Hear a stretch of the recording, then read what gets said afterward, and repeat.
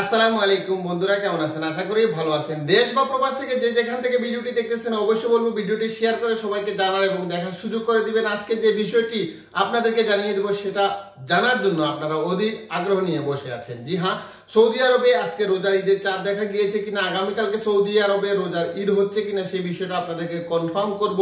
আমি আগেও বলেছিলাম, শুরু থেকেই বলতেছি 2024 সাল 2023 সাল থেকে বলতেছি 2025 সালে কবে কত তারিখে রোজার ঈদ হবে, রোজা হবে, সম্পূর্ণ বিষয় যারা আমার পুরাতন ভিউয়ার তারা আসলে বিষয়টি জানেন যে সঠিক কোন তথ্যটা আমরা আপনাদের সাথে উপস্থাপনা করি।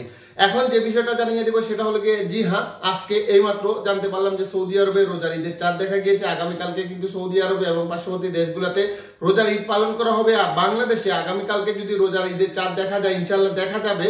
আর রোজ সোমবার 31শে মার্চ বাংলাদেশেও কিন্তু এবং পার্শ্ববর্তী দেশগুলোতে রোজার ঈদ পালন করা হবে।